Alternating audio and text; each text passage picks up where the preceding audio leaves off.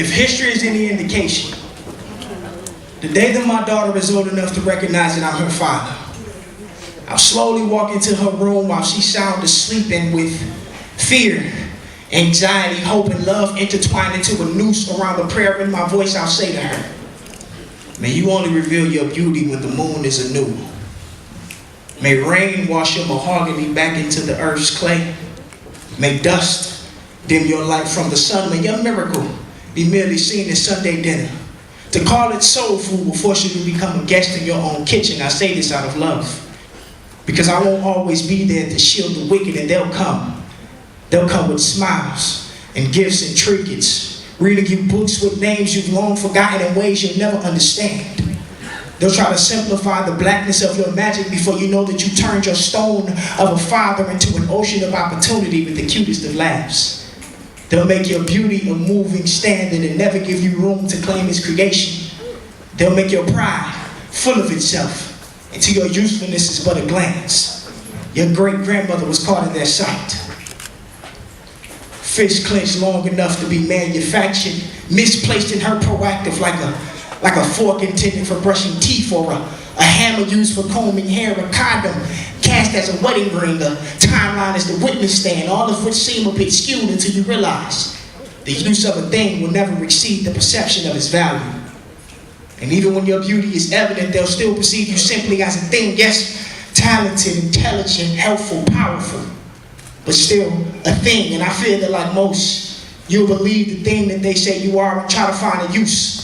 Try to find a way to best fit your picture inside the puzzle space they've left for you. They'll commodify the hue in your essence, bottle up its brilliance and sell it back to you in ways that match your preference, offer you makeup that matches your complexion. Now daddy won't stop you from playing dress up, but promise me you want to be written off when your perfected blemishes once again in view. You see, your daddy suffers from these type of distractions too. The same strength that champions me on their fields causes them to fear me when it appears that I'm also the smartest in the room. But just simply in the room, I've groomed myself to be a presentation of myself instead of just I, a mockery of God's intentions, and I want none of that for you. But I fear that since they are merely moths to the flicker of your freedom, that like many you may offer your light in exchange for a seat in the room, forgetting that the world is your palace. We've overcome obstacles all across the globe, and still mental colonies separate thought from power. We've aborted function from form. Baby girl, promise me that you will not follow suit. Promise me that you won't love diamonds simply because they glimmer, but instead because they are better building tools than status symbols. Promise me that you won't love gold charms simply because you want to feel important, but instead know that they serve better as electrical conductors. Promise me that you won't see copper merely as currency, but instead as a reason to never feel powerless. Promise me that you won't ever allow material to force you to feel valueless. You know, your granddaddy once told me that everything is attracted to the light. And baby girl, I fear that your light will cause you to act in that nature towards yourself. Have you trying to figure out ways to make your appearance acceptable before you ever ask the question for who?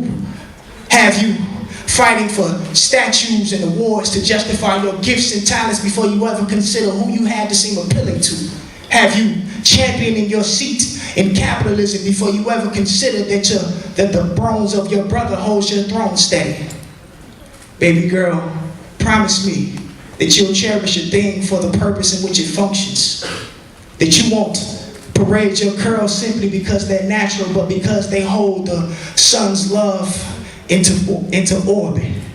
That they marry oils and energy all over your thoughts. Promise me that you won't love your skin simply because it's black, but because your melanin is meant to bind you with the earth for which you were formed. Promise me that you won't place your confidence on a pedestal given to you by those who sympathize, but instead on the truth that God knows no vanity when at the potter's wheel.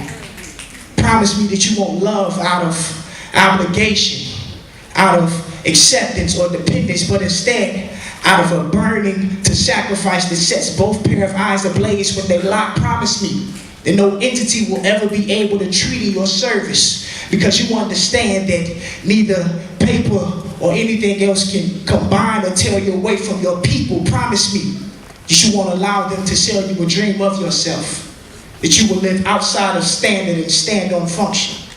Because if history is any indication, there will be changes to come.